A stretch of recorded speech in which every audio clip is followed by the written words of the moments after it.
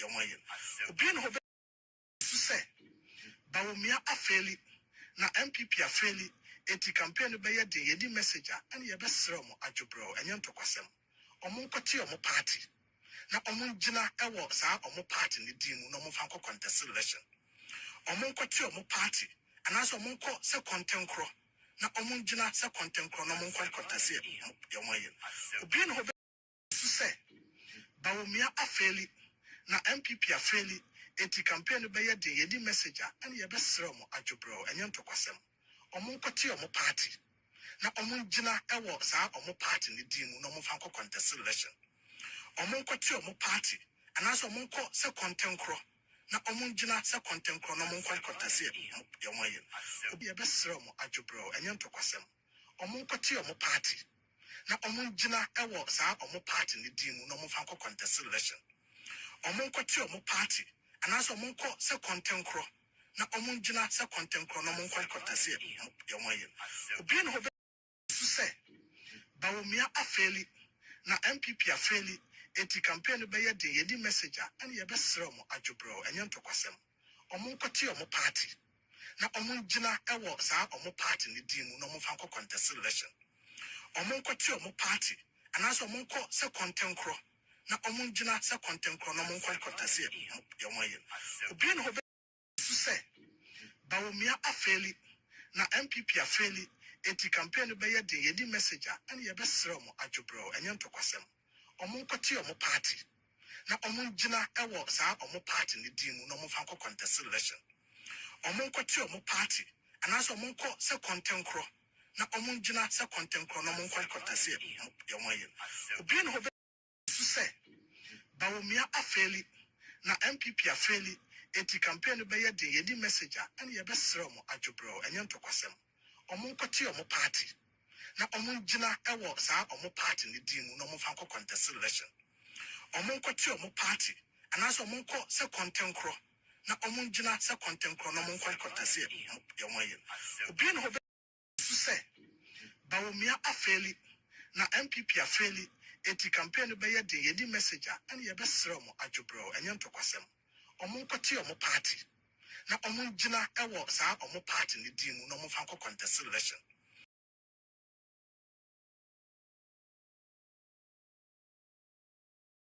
Yes, Solid TV Ghana. Ye production no the free Ghana ye studios. Faster that Emma Austin Berman na daruma and the videos and the pictures or surgeon camera next year. Ye di jumadi ebro. Me din di shaibula sisi. Kwa jama nkwa fox so atlasia and oba be come home Emma and commodity no SCP asita. Also I will share me show no me show we show nyina show nti ba comment section no na wa comment afi so wa like page no they can like page na share link no afro so enza kabine na ya transia en koma ye busa say anano a NPP this final comment that's the National Council ekoshia ya so omar fair the petition to either say investigate honorable Kennedy Kwame Akompah Japan the comments no to the this final committee no ebesi sasam ne say odosi amomu 2 weeks yenyante mpopoye bia say bia omo start kwa asetena another whatever it is so ye buza say committee ni etimi tenase a na omo invite honorable Kennedy Kwame Akompah Japan should Kennedy Japan honor the invitation and say one turning it down plus enkomo bi asate koso wo Ghana ha say enya dia apart from the New Patriotic Party and National Democratic Congress no so be free chiriba obetimi a make surprises be and this something I can to conscientize Ghana for say no the base you know are attractive don't join if you join the base you are only going to waste your resources and your energy and I say a genuine caller political pundit and some journalists preachy and after more pushy and same way Afro Breaker one pay every annual ya transfer yesu nkonya ye ba be cheche mu Ghana de eda no ayejo minim ba bi also wo hye efri ye dika amo akwaba amo ha amo ache no de ye ba ko ensem no so na kan ho na me nkoma kwadwo amankwa fox so akwaba kwadwo amankwa shaibula sisi na ti say ya me adaro ma me ho ye na so e boko ya me ase e say na wafa ntenta fidie no so ada ye na si esi am ensem yenu na edi adenchichi di kan no ye said abre Ghana for a komokope a police a soldier a immigration anyone say nkula no about 1,300 and my test positive for HIV and they see also another thing social no e dey tinchichi adom chedua one beniza so e dey aboni ni na no efa Ghana blaster kwa fa so ba fie no Ebenezer say one kwa na ye fast ma ball no anku yi fi say na adom chedua so je samba say o e ball no you know da minim de obedika atonte ho na fere yenko be say matter na nkasa so hwe ba ko betima mo nya asem no na bia ye hwe de mo nya asem are mu bia ha say de nya asem o da bi se ba ko ha no de fa se me nko Philadelphia me nko aburo mu nsu a enhye da mfa me ho sa ba de be mo nya AC de ye mema de obetumi nya AC wa hwe ho yi a and even class side so ye be ma kra no say AC na nya true sex nko na unya but that means 95% is true sex na 15 as well 15 de say obetumi enya bra blade kura twa obi se oye na say adena mfa so a hwehwe mu kire se otimi nya so nye obi a wanya AC bia na ye true sex nko a enti eno de se metumi enya bi no ana nipa betumi enya bi ni ya ha enti eno de ese say concern me na metumi ka ho asem esa kura ye be ma ne kese pa ye se me ye be ma idie oti ase ye ende are wa juma mema ye manya mema ye omutimi munya ise mande omonti o se ema na aba sisi no nye ma se be omutimi de adwensa kira ba okay ema ye hu mu sisi no se nya ahohyeso pa o heaven ko se betima ye den because and ema na aba ni nyina ana minim se ye sa pampers no so aba no so ka hu bi na okay peja to no so sorry to say I don't know because yeah no me ya pensu we see so no na ma to nwiri se nne no and na sa atem se na pampers ni ho ti no say no me dey adjustment ne peja mu ma na matimi you I don't know ma dwene ho a se me guso am yes to na ha dwene akwa express okay se to na ha dwene na obeda nante se obefa kurum ti se wuntimi de ndi na gidi asofofo no nso omo no first na wuram no omo tetete krotia no na obetima asom nyame yi na se kurum pa because eto da bia mitimi ka se me ye fasting ba obi ba pamu wo nchen ubetwa wani ka mu kura na ate ahwa ubetwa wani akọ enti no no de be ma de wo ye den wanhwe wo hu yi a obetima akonya ti ade a ye ka se na police fo ye ko test yo me mesu say ye non starter ade minister no interior minister nsem wo ka emfaso obi ani so just can be the paper when you were ni wo no kan sa akeke because say Ghana for complain say what on forms am ni pam pem na kakra bi na wafa so he's now trying to justify the reason why I ntimi am form a wo the ace never justify na krom ha no 70 the interior minister want to tell me say Ghana police service immigration or yanka ni nyina mum security services na wo Ghana enti obi anu ho betima test na we hu ace wonu mu e bia one obe nya ace be no ya fandada okay enti so nya wi o mo ye ndan send the otim so onum so omo no frequently o ha o kwa medical check up enti sa o ko ne ye hu ade ne ye yi wadi se wo mu na 19 sa mra bia anu esi na Ghana han me bo ye wo mra bia ya che se obi o ace a o di bi nya adwuma da bi ni mi hu mra wow I'm yet to see a mrabi a kire say we nipa sa wo Asia ye for adwuma enye ye say me need ya I don't see the reason why and no to me be justification edema the honorable minister interior minister to come and say Ghanaians are complaining say mo ton forms the amount crofo say nkabutimi fa munim say nipa do say na mo fa forms na mo ton na do so do etibra be kire emu a sa AC7 no de me hu say ye secondary matter ni kwa say nkode no kra ba be kan say enti yenye den say crofo no mo apply so mo person mo security say so what should we do eti minister ja na sem na o keka kan kwa no say me enti form no eti na mka say so obegina no so say no reason so a me na nya adwene because krom ha ye won bibia ni ho esi ho kwan say obi wo Asia say bibi wo ho ete sa de afan na me na be ya adwene say say obi because ya de a ebia one of the criteria until they say your medical check up no medical check up no your medical check up your heart ebia say we are fit na bia ace na bia almost suspect bia oboko spreading within the service na service for ngwa no form say bia odi na bia ace a on say say na yi kwaye ko nya asem no dia boy o ba maka no bia ma fe o say because say ace a on say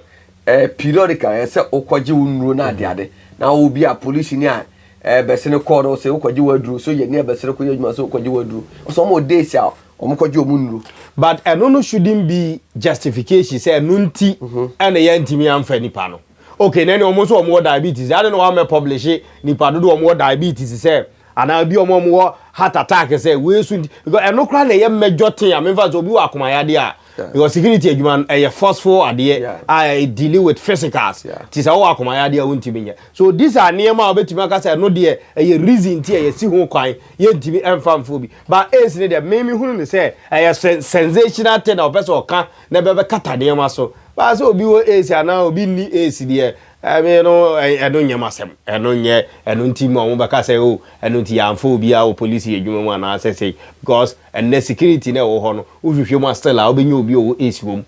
See, any part of society. I saw my farmer. Yeah, post from Pema. Soldier from Pema. Migration from Pema. Obia, now say me a year to make my see her baby because she are baby and a Japan also call VIP in Tinkawe. I'm in Fano Cranko. And then also an immigration be and they date one crying. Immigration I just so you so adwene won so ne bed the what dem nyina kro na to si oba afede of rege ga na say ga na pese of fa be ma foforo si so immigration ni otwempena our maga no broken heart to ga no kwa be sin na kra me je ne number senka sabe oba friend nka wa chiche oh yeah say ne ajore chiche obi yes so say ne tifuni ho a kapanyafo ho o ti ase wo say what better chechi mu what's it very vo card at was a tifuni ho a pejafo ho say boafo so no ebia ne kashiri boafo ebia ne kashiri nti but na say no minim obo mu use iPhone no niema bia ba ase say nipa do so save number say de onya ya na say your call has been forwarded to one mail say na say bi your aje oba bi number na yo sa me nyo oba bi number na yo sa okay ona nim be minim say Austin nim ho asem de adan ka bia wa chem say minim de enti ade sta o phone so no mo ye say ya na say your call has been forwarded to one mail enti e ba sa ubi say mo say onya save number na sa na this time na ye tie ye bi sa na me de firi na me man ye de man friend no shani but ye ma tie for enya ntie se Ghana omodum light no I don't know the coso and this is the reason tie da bia ye kan wasem se both the NPP the NDC no by bi omodo omana kwa kudu no unya constant power supply for a day is it no anasem no echi and near life omodum light sa ene ewia kataban a Ghana for pe enyamo hoden kania e de adi omudwuma no Ghana for adum light no and they did not give any reason the omo be kan near chese in directionless and to who say be pictures na say it's not coming from your camera but light no omo do them say me kwampo them say and na wo kan say oh say obi wura no kan red ya na obi fa red we me kwa me red na red na ma ba kakra ma ka ba wo kwa de we black ne de wo intifu ni apejafo no ye hu Austin my ziga tape no na ye fa ntwa homra na say ba the light na ba you come back to my ziga tape no NPP say for peace they wanted Dr. Baumia to lead the island to become running mate tell you and Alan Chamate rejected it. Alan rejected it. Okay. You two about we are no 23 no call call presidential primaries. Dr. Baumia winning. Canada Japan had 39 or 37%. They realized that the man commanding a lot of following in the NPP. They make a lot to say. That time now Alan Chamate has left the party. But we're told that Ora Canada Japan was offered the running mate, but he rejected it. Why Tibira? He said it all cases and programs to say he's not ready to be second fiddle to anybody. because ultimately and yet they ain't taking instructions and that's ultimately but we say obi be now reject a running mate to Dr. Mahmoud Bawumia, who's leading a political party where a serial winner of elections in this country, New Patriotic Party. You rejected it. So why do you have to reject it? And be a second fiddle to Alan? I don't get it. Why do you have to reject a running mate to Dr. Mahmoud Bawumia and be a second fiddle or running mate to Ora Canada? We had an intel within NPP say, for peace, they wanted Dr. Bawumia to lead, the Alan to become a running mate. Tell you, and Alan Chamache rejected it. Alan rejected it. Okay.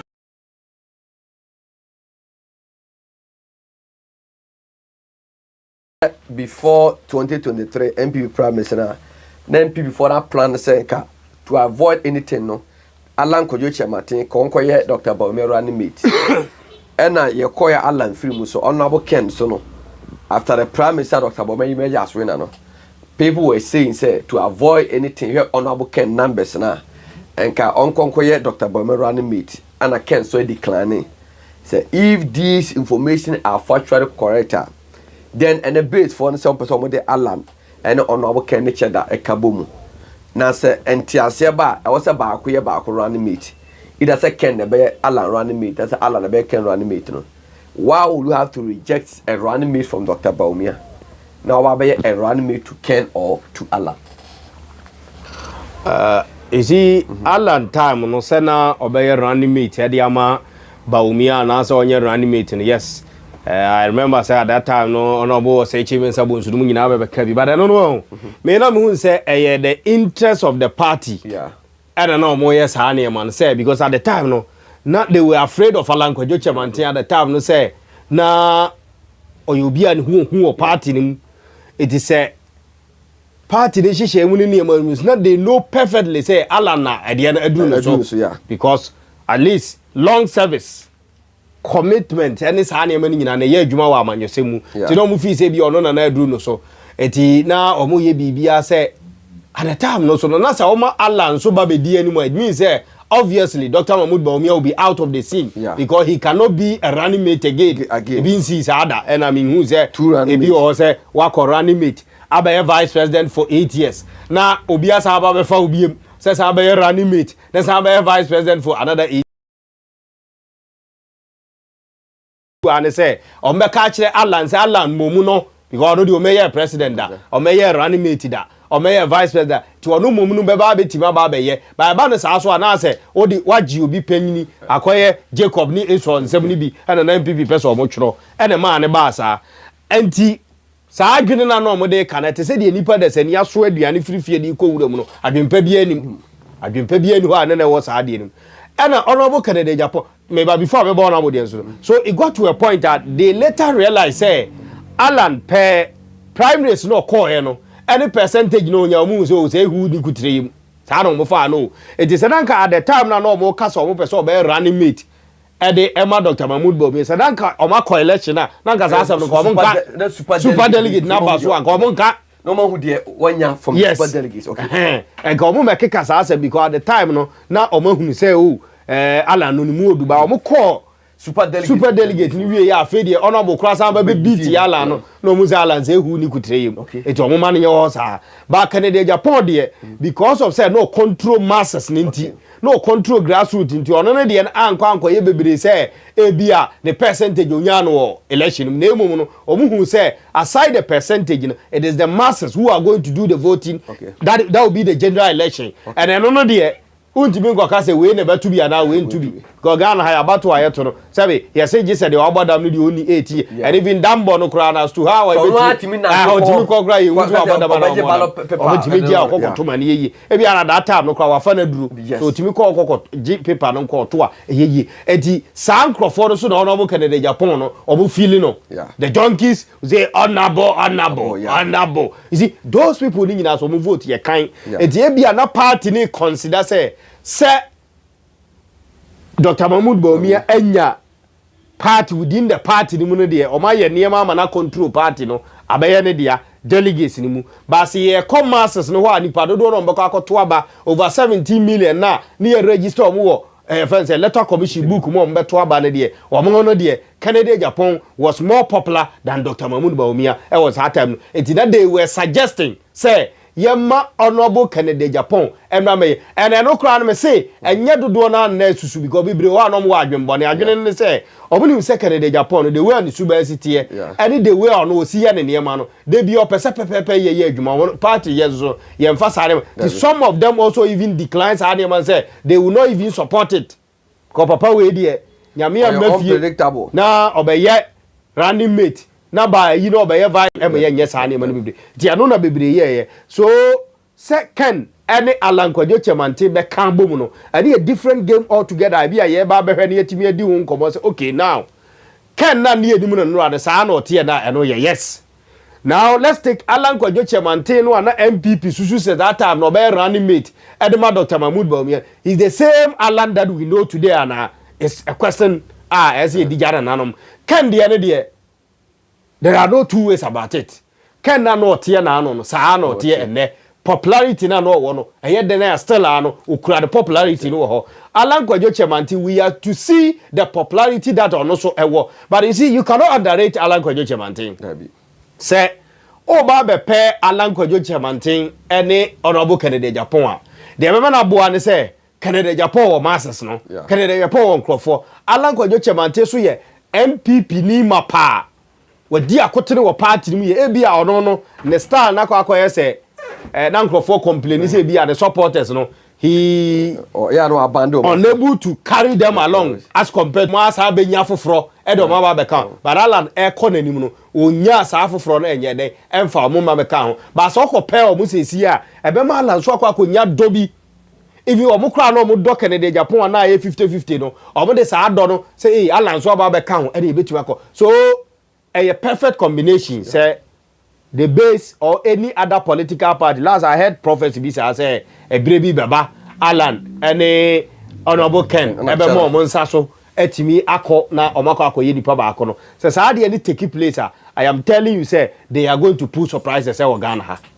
Now, Obia or rejected running mate from Dr. Bawumia. They are said Binipa immunity in course for better. Why must you reject a running mate from Dr. Bawumia now accept it from either Ken or Ken from Allah? See, is he a real wrong? It's immediate him. Okay. A DB. Okay. Alan say or rejected running mate every Dr. Mahmoud Bawumia. No, be accept every Canada Japan. I don't say. Me susu say me na aduru me so esese me japade ni makonwa ni ese ode mame na wo se ode kwa akofa ba bi di akwa akomo bi ode be kwa akodi obi achi akoya akoa e wo bi ma so kra nka mepe chen se metena me ya mi krom na akonwa ye me dia wan fam eno nti na Ghana fo timi gya ye man wa ha ne akwa akotere obi ma so ne ye nkrutu dwuma because yesusi se ye ti ya ye mamu a resources e wo ha na ye yanka se ye nyina ye de ese nka ban pedimfo etimi ye me ye nyamfa so free so no omo nye no sa na te de ane metumi akwa aburuchiri akwa hohoro nyuam akwa dana akwa akora na me kwa me ye nti Alan that time no ohun se NPP ni na ani ye because time on Alan ya Alana na do danko Akufo-Addo so ya na do danko Akufo-Addo no mo call primaries no otimu se na game no ya tough na otimu se mpedifo no ma bi wa manyuko no na se mu baako e ba be ye fence flag bearer de ma manyuko no na ya Alan ene na do danko Akufo-Addo and unfortunately for Nana no otimi di nkunim eti Alan I'm free party nim anaso free musa ba e kra na watena party nim no asoma na se bire bi aduru se enne sabire ono so ba beduru no so na say there be on tiase dia na it means say ohun say ode yaudie bi na eduru wa sheda deliberate attempt na de ba akokura kunu kra ne say e bi obedwere ana odwene free time na e bi a young executive forum sa de ba be si enne Dr. Mahmoud Bawumia from nowhere ebe tisim na nne no party ni hunu ne se ono no mom ne ye hoho na emom no Dr. Mahmoud Bawumia e na ye party true party badia na se de odi adi no oni na ani ne ye eti wo ka cha ne se omra me ye running mate it means say animti abuo e na ade abu no eti se de na nka na ado wo ho na ase na ado mom me ye running mate to Dr. Mahmoud Bawumia equally sa na person of the yala na is it also about credibility issues say bia wo free say bia Dr. Bawumia no nye our credibility issues and I imagine say bia Allah another Ken Bawumia running mate and a resource na buy na ka omo political career and come ending no. Say more credibility issues. Dr. Baumi credibility issue. The chair like say in terms of credibility Dr. Baumi credibility is at stake. Say biso on kind of credit. Yes. Oh, okay. And no could be a factor, but Alan on the Alan issue, the main thing was how he was treated in the party. No, he felt to say no party ni. So I know the credibility issues. No crowd or mama. Why should that mama too much? Name no her party. Ebia wakuno party was sacrificing the man over the years. Now officers say the bread do say party ni so share na nimunya because ono wa share party na nimunya dey say party ni so share na nimunya. That's a party ni yes ade man man. I don't need idea of her the first and san AB oba be Dr. Mahmood Bawumia credibility issue. You see going to 2024 elections there NPP losing na share that news bia but the margin na omde lose here no and ma Dr. Mahmood Bawumia credibility no e be bibi nwonwa nti obi a na obekwa kwa run media man wa share that check sa na manu bebre na emom no o check say party no ene na ani ye honorable candidate Japan going to be a running mate to Dr. Mahmood Bawumia. He felt to say no e basa na say yanimtiabuo say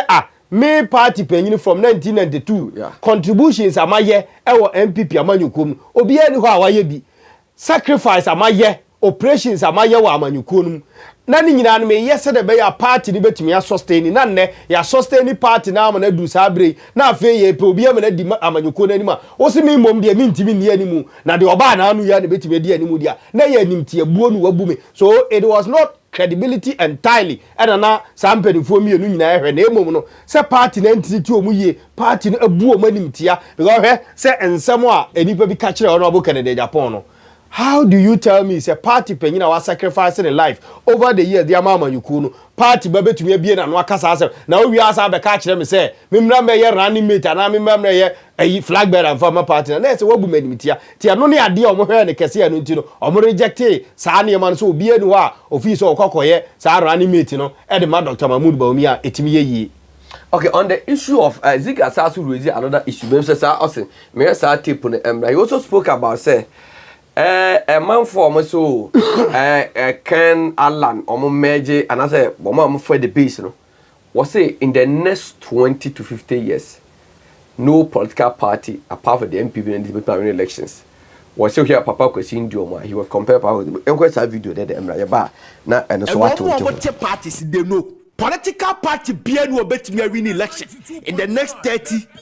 to 50 years ahead of us apart from NPP and NDC. Nobody. Sometimes I hear, Ghana 4 are fed up with NPP and NDC. It is never true.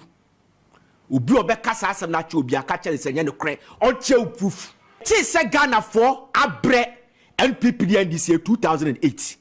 when Dr. Indom had the opportunity to lead CPP. Adie bia political party bia oyebi. NDC CB boss no CB boss. Amo ba TV so no aba TV so. Because when you know or when you understand, he did everything that NPP and NDC. At that time NPP your friend say party ano atesokran de na omo ye bia de indom ye bi. The Indom said that Ghana for bread NPP and NDC. Ghana for bread NPP and NDC 1.34% in 2008. And to the effort they say at that time, Nanko for MPCPP TDU. And you CPP and Nanko for MP. Dr. Indom a Duma Bebrebe. The American say banks, fishing company, one you just mentioned it, media houses earlier here. 2012 our kwate no hono a ono ate ne party what yemfa say CPP ruling Canada, NPP ruling Canada, NDC ruling Canada. Eti Ghana for are fed up with these political parties. Then Indom came with the PPP, Progressive People's Party, in 2012 at 0.99%. 2016, the 2016 kwani office here you kwano Indom had a 0.59%. What the young say, Jacob Yesaya, who was able to manage 0. Yes, dear. I bet MPP and this na o shaving Papa Kwesi Ndioma. One or trust over market the NPP boot for boot, the NDC boot for boot in 2008. omo si billboard no si bi omo bo advertise no so bo bi be wi echi ankwa musi aga to the base for no push no mo push no ahwe na kwa ye te pa kwesi ndom bi ni bi Open yasema aka no ben se maka se ya the do baby o ha na ni ka asem some factually inaccurate ne niema hodo bebre. You see, who told you say 2012 no na Ghanaians were fed up with NPP and this? It's never true. 2008 and or about 2012. Yeah. Who told you? Now 2008, you know, mebu no mo ha bebre do ha ye to about how many of them no more interest kwa wa 2008. Yeah. Subtract 2026 yeah. Opa your mass is here net film how many years never team mebunu dudu e Ghana ha mfi film na hwade na ono anipa na wo kan asem na akra no kote ni interest efiri amanyosem na hwade say yenya how many years, so it is never true. 18 years ni edi wo kote 8 years is here you 18 years efiri wo mfi mu to twene ya that time no nipa interest e wa amanyosem no net sen. It's a better than a Ghana for you fed up. You see, Ghanaians became fed up. Totally fed up. I want to know about two more. Yeah. You know the reason why? Yeah. Because I keep on saying, say, the entire Ghana for lose interest. I want about two. Near my boy, all of a sudden, the Peja Cosro, a Balu, Yabaya, near Cassia, because I can say, from Kufuor time, Samana near Digare, near Tony saying, Mills buy Samana Digare near Tony saying, Mahama buy a crown near Senior Mamunian, Samana near Digare, price near top free, our time 2018, and a course I have but from 2017, Ebana Babesi 2024, a jampo ya call level be another besides now, Sana near my jampo ya the NSNK from 2000, you will see, and then comes as I'm the king, yeah. It is the interest, say, Park was in doom. Time na all bano na Ghanaians were fed up with NPP ni NDC. The mere fact is na NPP NDC abe rule Ghana, NPP abe rule Ghana doesn't mean say na Ghanaians were fed up. We were never fed up. And if you start to compare na fe na Kufuor kra. Yes. Existing dollar equal to 1 cedi. Yes, because Ghana for wanted to come. That time na ya change sikana ma ye sikana na ye hu no atiaba from neno sikana ba be chase and you see say Kufuor time no the reason why ya onya praises no do no me no I don't see it say e bia any performance na nko but you see mentally no Ghana for who say as a time no ye share Ghana na say yes because I'm telling you Rollins time no or the civilian no Ghana who say military be yes civilian that time ni nyina no na nipa dodo na no nhye da nima manyosem ye ka politics ani ye hye da nima de crofo be chance be ye enlighten e wa manyosem time Kufuor ba he no and you say okay say ye ka governance say net here because first the enim ni say soldier for nkofo ba akora no militia for woman and another Kroma, dear Grom, Cho, Miss Madame, that year, Bob, I could be a summa, or no who say it. It's in a sad dear Bugana, I didn't know. At the time, even your 2 abandoned 1992, still don't believe you for that year, Juma. It's from 2000, air banana, even a brofono crow who say Ghana, no. Yes, I bet your mind democratically, no. Ya bet your mind, 2000, no. And on the face of it, you know, you share that who ye. It did that time na uncle for interest, you share that, and then no class, so there, papa penny for call, when you can crack. It's here, Kufuor hesitate office. Now, so Kufuor quite a buyer. Am who said that private investor? Yes, yes, money. Another time, money, baby. Because time, we talk be a it is happening in a democracy, but in Kufuor, any democracy than the one antum. Democracy than Kasankofobe Huno, time and Kufuor, Ebu Amamuno, and a buyer who's okay to say, I can't democracy now. Kabimam Kabina, and you say that here, criminal law. And you are Gassas Habred on Uncle for Abras Habred Goffin, Yashas, yourself. And yet the Babasi 2008, Kufuor the free power coy, Emma Mills so by 2009, Ebeshas here. And I must did more when we did the buy 2012. So Park Sindum, ever forming a manual quote 2012. No, if you say, not Ghana for already so trouble because na CPP a formidable party. What was the state of CPP?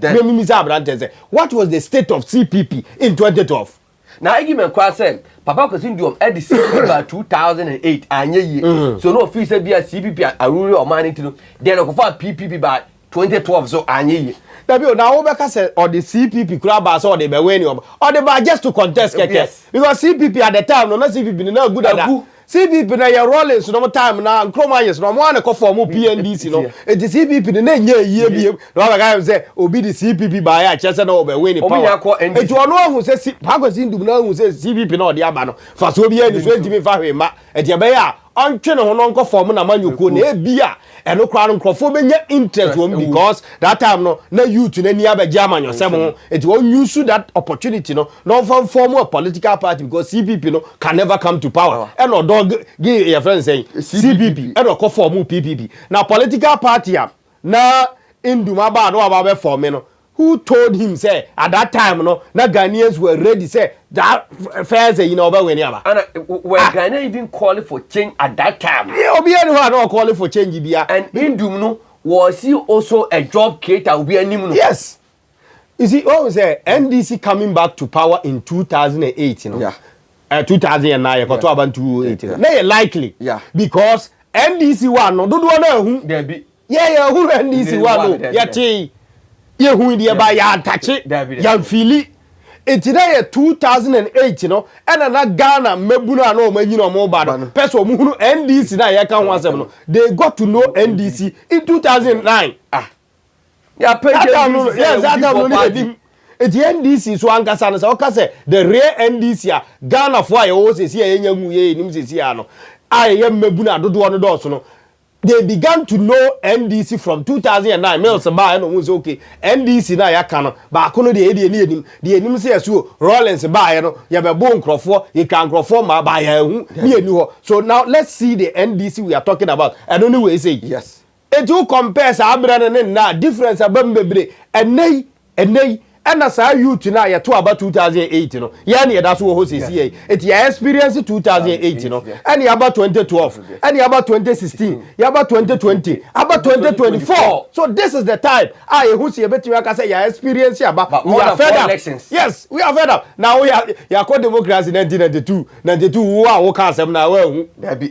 wa hu 1996 why experience yeah say about beto baby yeah to baby now say atam kura GBC nkwa na o ya bo ba 96 no and to be see maybe ko to ne am good ko say Rollins no ya say kofo kofo weni a Rollins won ti ase and to be see o man yim yes book mu ni abakenkan bebre dey analysis ni abakenkan so we do not see it is amabu na ye wo ho sesi papafo kro amaduru o mpedifo dodo na no even developed interest in politics from that time ya make embe ya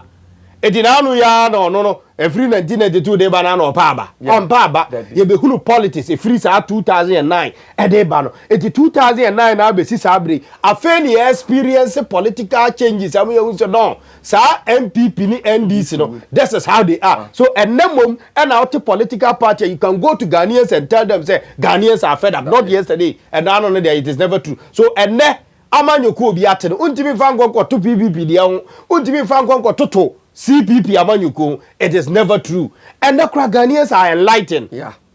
now first the source of information kwambe na first of timi ekenkan kwambe na first of timi dem say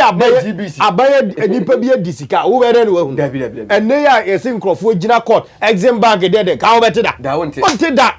eti na Ghana fo abehunu say na say obi betimi nipa ba akwa nkronkro betimi akwa get $30 million so de kodo aburo oba se aburo no nsu atwa fa so na gafes no bete eti se nipa no tese asem na fedie na ni interest aba say sa eti eto abama mo ade we na mo ye sa na tie de men to abam fa mam bi eti enne so obi ti amanyuku a difference obenya no it is different from amanyuko na yate ne mre na a make impact no and no cry me yam for individuals that's personalities involved comparing we anyway but I'm talking about the era na wo ne era na wo has it here this is the time you can convince every Ghanaian to tell the person say you must or you should fed up with NDC and NPP now you can tell the person and what with the band to us campaigns you can't say see what with the band untimi o mere what me the band to akwa kachi na say asakra ese bi ye se bi ti niam na ye de campaign that time no na ye de that microphone atwam se microphone ni aba betie unu so okay say ni e na de ni sitie e di enem mabu na ye wo ho enem panifo mo ho ni nyina no wo betimi akọ obi anim wo kọ nanim na akọ ye campaign kire say ya NPP ni NDC amwaya ono ade be fo so say ampa ba sa bre na no ka no so go gina na go ka che nipa say NDC amwaya ndi obi say amwaya wo de ho but me twa no also wo kan source of information me kai say 1998 na that time koko o carry koko a na CMB koko marketing board na o ma twere o number of kilos o carry dey agu ye find passbook na dey akọ dental ba bi na SSB bank and ye carry koko na like say sika mai and na ye can say NDC for ebe kan che o ba bi ni say check ye dey call Bank of Ghana e kwa ko isika betua koko akuafo no o mampeni Rollins assign the part opposition leader Ekufo so on side or campaign e watamale ana ye ni ati akura ase ye je de kan o je di Kufo di pa me ye president the treatment de koko akuafo de enam ene can you go and say I say this nonsense you can't to akuafo e di ene no e na obetumi aka kire Ghana ni say whether so ye fed up and I say onye fed up it is ene obi ti amanyuku no ko Ghana nchen Ghana ni bia nchen no ko ka kire ne say wo hu de NDC ayo wo hu de NPP ayo yes nipa de na ehu wa experience wa touch because anya hwe kwa no bi na nam de kire o say na anu ya no adura na edi twitwi yes no de me bo yes otwitwi ne say na anu na lata na nye body tire ne edi twitwi yes enne ya no nipa no betimi aka kire o say na onim sachet water na onim ne bo ena nneso onim ne bo eti so ye that comparison nipa na ngasa betimi arudi say yes ampa NDC ni NPP edi ehwamo therefore let me go and vote for a different political party so to say NDC ni NPP ebe dominate for the next 50 years ne dey keka who even anticipated say do you betimi aba be league wo Ghana ha obi ani ho da dwene ye me na minim say kotokone has be dominate sa league bi abobo bi say we anya we na baji we anya we na baji it got to a point yet na krom ha na mediam abaji league afese say enne it is difficult for kotokose obetimi aba be na no ball e bo wi enzo to 8 yeah last time nyame nko na bo ha sin kokoro relegation why not to sue and even in politics did you ever anticipate say if after 2000 now on Peniku for back,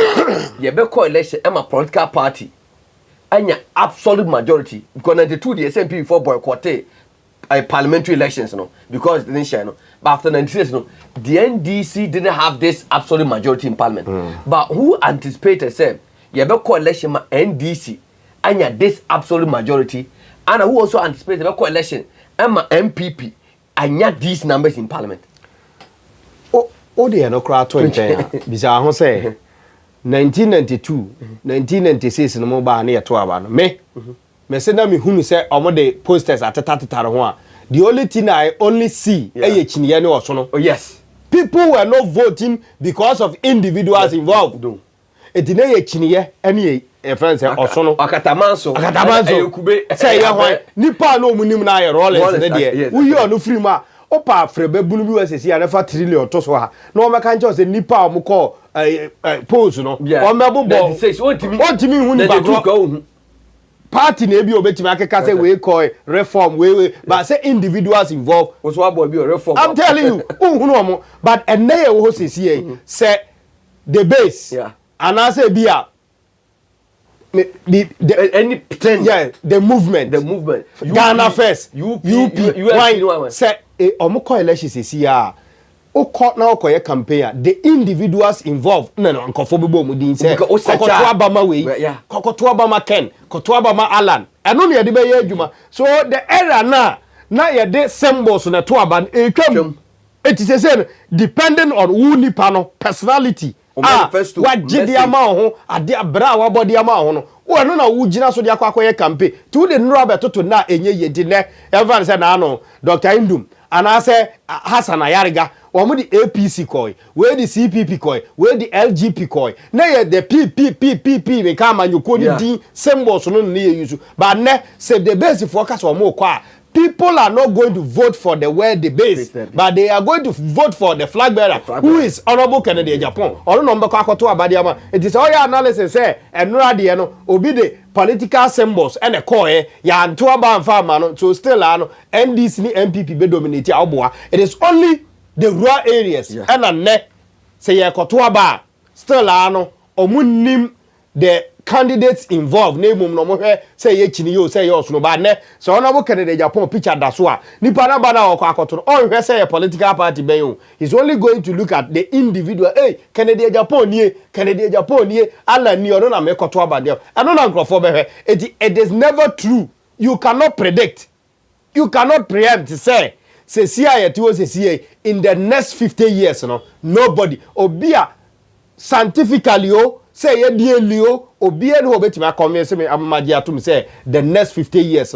NDC ni NPP nkwa na betima dominate meba Ghana nya independence how many years oh say 69 for 70 okay 69 for 70 CPP na nya ono no etimebo time CPP no so about 50 years he free man say na nka CPP go free power god that's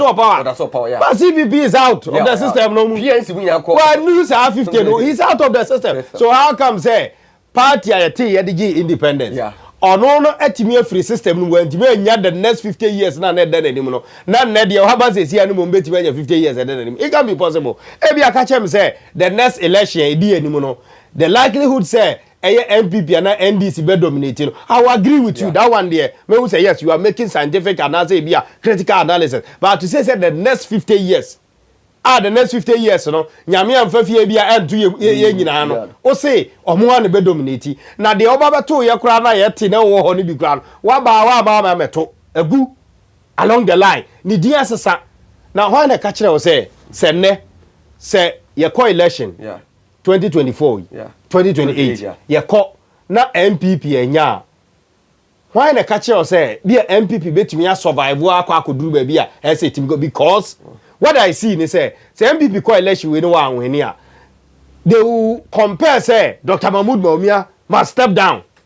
I don't know dwene sa ade no e bia at the time no so no na Alan Kwadwo Chemante ne honorable candidate Japan so ate omo form political party if care is not taking step it down kikira almost afi na ye break away majority of the people no will run and go and then say okay say we are going to form another party or we are going to form an alliance with these people but to next say onibati no bo say na afi MPP no mu apai mienu a now MPP be ye MPP but be in a different form in a different shape ebia at the time no whether the base or any other name be and no one abeye MPP because you move for said they can say UP UGCC that transform magnified ababedu be edu say me be UNC enti ebasa will you tell me say MPP ni NDC na that's all it can never be true the next 50 years there I'm not sure and even crown over the way a governance system call for even a mayor to say so bebo dua because fee here abro so na I am not sure say this NDC and MPP can survive the next 50 years no ideas no they will go bankrupt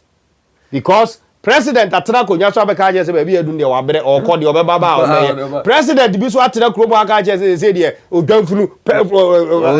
o so se kan hunye nu adai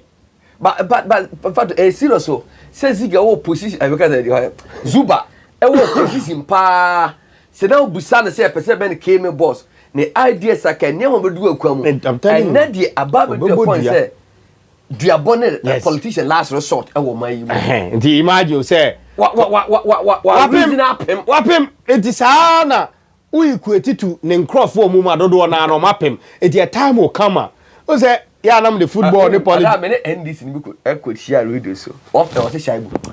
in fact President Mahama pa on the issue of job creation for men sense for I'm telling you enti wo say e beduru ba bi no president na akra be press obe yan ke enkoto aba no onya mara onya no nko enti wo say the sana afemufo no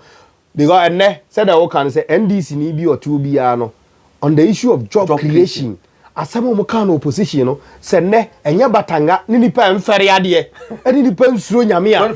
so okaso wo call radio so ko defend say adwuma coordinate be si for say kan no edi duabo ne kunipa say de ezuma e kan bia ena nke se wo kasa radio so defend o party abodua ansa no ka obie no be call radio so biem it is apepe na ne promises are and then another danko akufuado so the ba say obemo manu mu afofofo ekofa the running mate ba say sikana hata oba be mamu ayeduru no eduru ba bi no ono ane nkrofo de omo nsa si fom no mani magu ase say ei dey asem nie dey ni akofa be say ni yekoka kire Ghana fo eje wo say beduru ba bi NPP NDC na omo ankasa be bre amanyuko mese Charlie politics na akra na abre eno na bema another political party opportunity no no so atimi break away na other con edi mo bia nyina ba bi nkoka no on what basis will you say that unyina so say the next 50 years there NDC and NPP na be dominate on what basis you try to concentrate no mebo say okasa na it means say you've not done any research yakwa akoto aba na no yeah. The electoral commission register more than 17 million. But you use 17 million as a number. Ni amfanya adwuma. Ya to abenwie ya nipa onya akese nya 6 million. 6 million. The otosu mi nya 4 million. 4 million. Kokoti film na omo nya ya na ti film na nipa o man to aba no. Ya koye half of the people that were registered. Because say we 4 million we see no for that 11 million. 11 million. Omo ma ka no omo nya 2 o. Omo nya 2. Any registered nipa 17 million. So bisa ho say over 6 million. Say enkrofo nya de say omo bre NDC ni NPP a. E ba ne say na yetima register nipa 17 million na nipa omko to aba enu 12 million. Omo ma ka no mo fa hen. So e be say timi aduru say ye be say akoto aba o kine biem. O be say akono say NDC ni NPP na obo say afi be akoto aba de o be win no. Because the next election be a better register nipa 20 million. You better akoto aba na afi omo to aba no. Na bi omo nuru 10 million. And no should tell Ziga say then Ghanaians are losing interest in NPP. Yeah. Not only in politics. Yeah. They are losing interest in NPP. They are losing interest in NDC. Therefore, they want another alternative. An alternative for mobile pen a political party for from emerge. It is out 50 years already. It is never true say NDC and NPP bet dominating Ghana 50 may even the next 10 years a crown, I doubt. Okay, me that's it. The next year to ababako NDC. The shebre in Habegina by best out to Siano. Because promise of make easy Siano. I am not sure say John Dramani Mahama on the job a year obey me aye. And Sana or Filia Kunyano Swako. And the Nipa also Ababe Bano. I am who says see don't get you and the possibility of I see get here about the party measure from and the possibility of him winning internally no I see it to be high. So be winning internal because when it comes to the internal elections I think say he's more popular than Julius Debra and but also say NDC delegates ejina manyuku no ho a omo nye say NPP the NPP here because I was watching Musta Dankwa subject you know when you compare Dr. Baumia to Atofosna, Obiti Baumia in most of the Akan communities, no, especially on the issue of economy. Eastern region will beat no. But the same Ketia at to Dr. Baumia also there. And they are ultimately far as you Ketia not national form like a watching us. Yes. Some people delegate and the delegate. Yeah. Sabi so Oman yet so selfish and sticky to say ye pay dear your party ni pay. No more the Ghana for pedia when they present at force in there a bad day the man PP. But you see the reason why I see it say I say don't get may win or likely to win. They say in 2028 election nobody is going to campaign on saying economy. I'm telling you. Because Dr. Mahmoud will be the last person. NPP will be the last political party to champion economy. But said that to force the Baumian pushing Baumian at that point. The issue is what they will realize in the 2028 election, Ghana for getting economy. The amount also NDC no money the type or Dim Komoko economy. Dr. Mahmoud I said they will force him to do that argument. That be honest one, yes, I'm mistaken. No. O say dan ka omo no omo koto aba ye wasetiram ye ba e be say ni na Dr. Mahmoud Baumia de facts and figures statistics and me the economy the way the inflation the GDP and stuff we cause say the economic graph and stuff I don't know force when these forces are there if we don't go to that level they be ma Ghana for your interest and the koto aba ni we no the next election you cannot go and do that so NDC will see say American apostle he said 2028 election it is not going to be economy again because nipa na or this idea buy no or call be failing no it is say no be different strategy so strategy then who is going to map up that strategy then a say will be better than forcing but senke ba say be on economic issues personality wise no so much ha no personality so o president no ha see no get na no so much how yes you to Ghana nye I know that they are some be ba no o president no ha see no get eti ese don ketia so ahwe yi a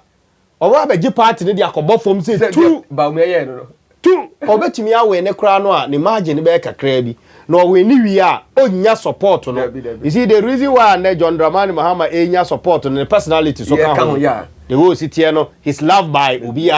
how penasem he's a fine gentleman and one fair or to say near the idea but nay say ko ba say ese dun ketia na e ba hwe oboda wuro kra nipa ma boda wuro frɛ nipa ma national thanksgiving a ofrɛ nipa ma Jubo se basa afi na amamu no kra be gi wankasa wonsem eno na betumi ama na de wonya problem enti me say crofo interest de be conform with the next election na ye to ba ko ni wi a honorable se Ghana for be sha se lose interest e wo NPP ni NDC mu ena se ese edu ketie o se Julius o so we ne so a NPP no so the crisis be more eno de be hu because Obaka said no say you continue say ye be ma damfuya na di animu a one high besa atena opposition bi enti yensesa no and then ye wo kaba binum so ho cartel binum so ho omo so beka said no boka wonu omo beka said de waka no mane mramu o meto sa anyum no so de ache as is dance for nana sa na tie mane mramu enti na no na de sa confusion be ba party nim na de keka sa di wo ze ba sa pe e be ma other political parties na e ba no new political party na ye form no when your opportunity if honorable candidate Japan still continue to be the leader of that party he will take advantage of sa na na e be si both NDC near people obo se no wa fam na okọ me ba na ekọ last topic so abusiafo emfa nche se Ghana ensuo no ayekusu obi kwa petepete na Ghana internet no say ensuo nya ise ya na asante won say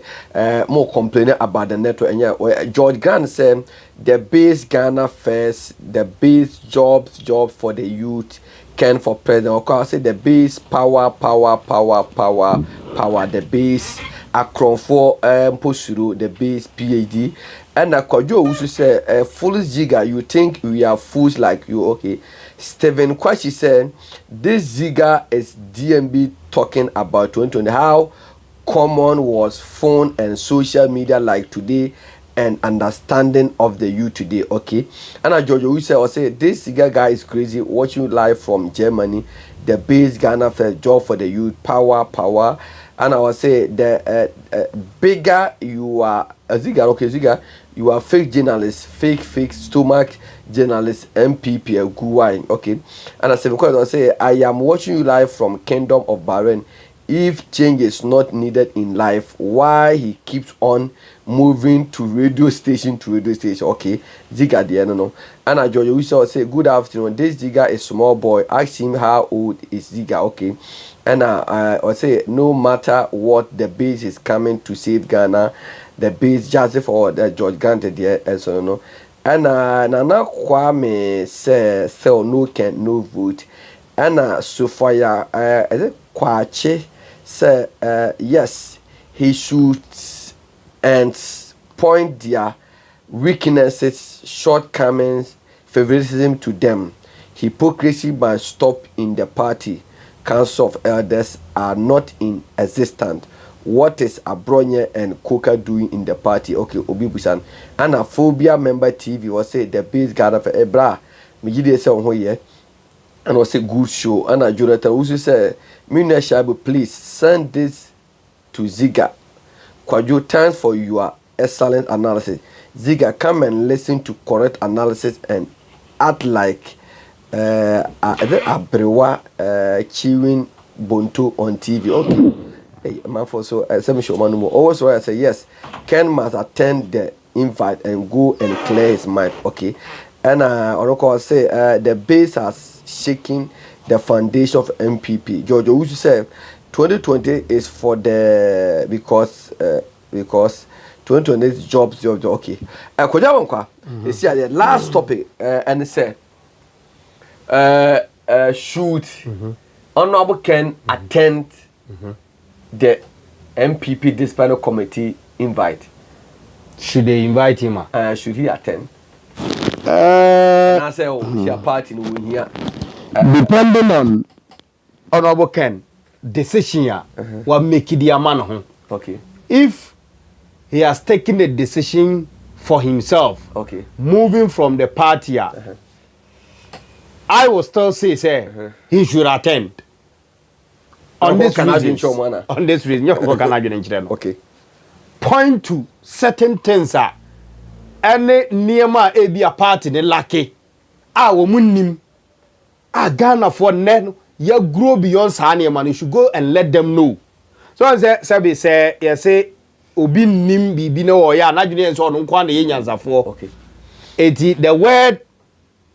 anti-party behavior, no. Yeah. Maybe Honorable Ken should go and then define the anti-party behavior, no, correctly to them. Say the bayo umbe at the cry friend anti-party behavior, no. Okay. Because no. Your father say you can't anti-party behavior. The person you can say party see a tuntuma, monka say tuntum. But yet now Chroma MPP catch say Baba Jama ye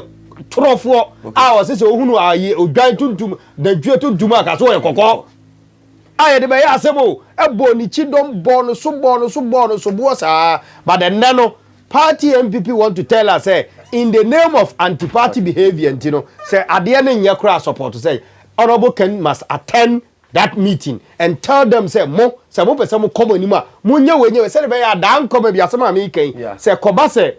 party den ntimi ani nkunim enjeche mu ba wa refer o maka cha say me kan me catch them ba say wa nka no say ne kosa ko she ni tirimu a eda bi no say ade de ba wontimi nkoka say me catch them ba say okotu nipa no fo ekoyi na ten na aka kire say ba say ade we a mo ye nti say mo ahwe ni yi a esunsun so ba tena mo de wo bo bebrɛw aba be ka nti be de me ma dwene mu nko ade a se discipline committee ni timi nya akokoduro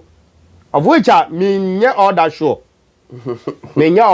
so me nya akokoduro yi bata na boke o say asem no the nature of the case no say he kuru ni anim na ma no mo any the way na sitie ni say ya asem bia ehu pa asamre nko ma chase I'm telling you because say we no it doesn't need much investigation. Any pekum. No, I can say we investigation. They be quite chirache. To go to parliament and get the hands out and see say we anyway see and answer we see. They say a common thing. Somebody can just a day fetch you that information. It is say omufi say asam no omo kasa omeye ho hwehwemu. Say ye no kure na ya asem bi ehia pa. I am sure say enka e bia commercial say. Me no me hunu ne say there agenda. Okay. But agenda along the line was failing. Okay. And it is failing because Akoba say okay the ASNK person here no you may test the waters in here say you benya the kind of supporter be a majority of NPP members no will support and say we should sack Honorable Kennedy Japan and they did that Alisa Hoteko who say Nipa 5 in the buy and the supporters are there no so how can you based on Nipa 5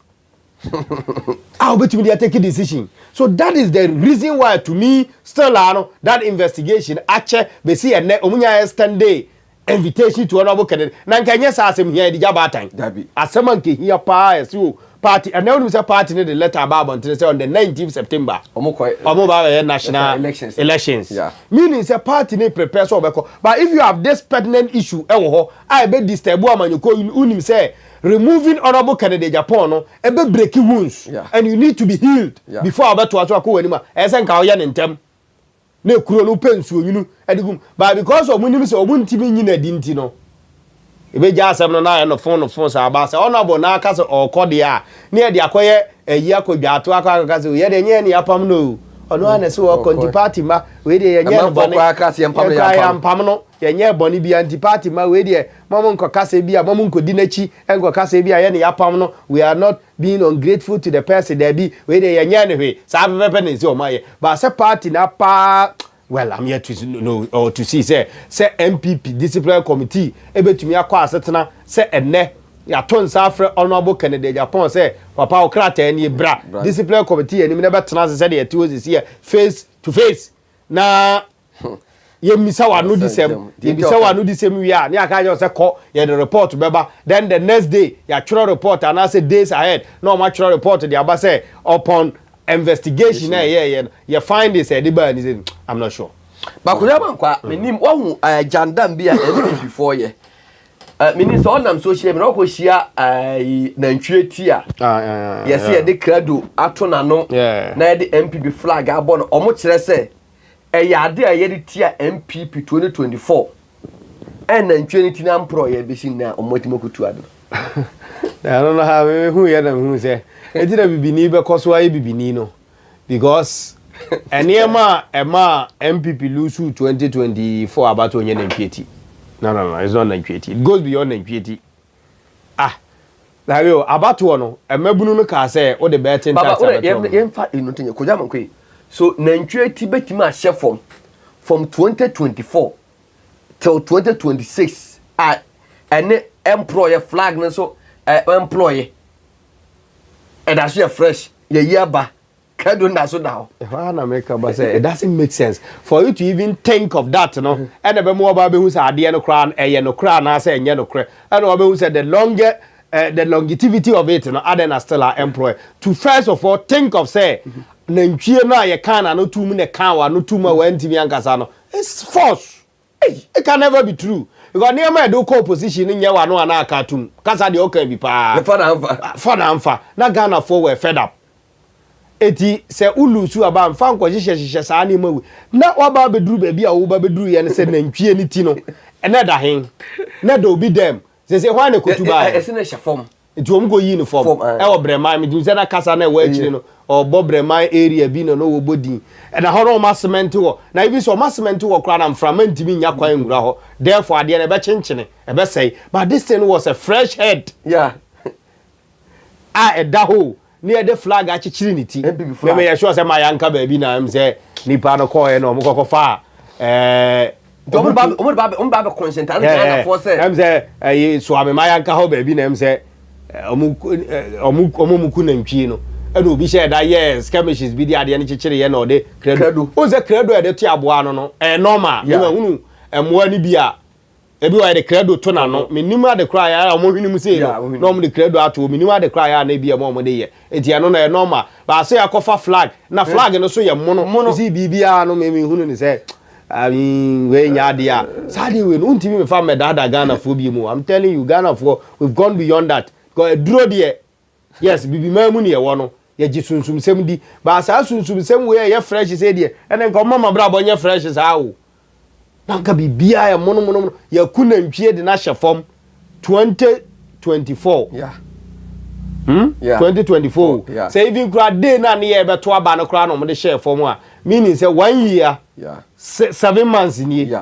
some days kra ba be ka ho ene na ntwie na hye form sa be si enne na ntwie ne employ ni tinu share fresh abusuafo akwajo amankwa foxy ena otene kana na monfa nche say internet no e Ghana sem ensuo aye style tina ma mujira so ana tete kon na ewure nya effort begin the shabla si fa sadama osen be nyambo a ochena ye be hia da foforo na ye de another edition so e de abam ye da mu nyina amase na yentina o tina me say monfa sa de ne nto ma me no because na ye de be court region because regional elections national elections some of us are going to go straight to yeah ma criminals bia ne fraudsters bia ne nkofo mu ye rough of bia me di party nanim o china ba wie na mo de won nam na ye gu party nanim asa ni pa personal to da be fra party no I'm not coffee kwa your friend say doc kojom pieni kojom kwame pieni e ka so be NPP anim in 1996 more 1900 bi no o ka say kwam e dey go court because o ka say na o court or criminal issues although no na ya pardon no na roll is a pardon no for treason no mo dey born no but still and they went ahead and he was disqualified by the court. So we will not sit down for anybody to come and just finance because MPP I'm told my I'll say it and say it again. Say MPP and ye havens for and ye save for criminals, fraudsters, and those people with bad characters. You now your fraud, you don't need you in MPP. For such people. Do you have criminals vying for more positions? No. Because criminals are the Americans. Also, do all to me or we are not a baby in one question. San NDC won't say. Obey here in your mabasa say we are born or the Zako cancer, chrono, tetarinzano, a whole lot of corruption, fraud issues that are going. Not up a baby, the MPP. Scammers. So we should not entertain those people in our party. Okay.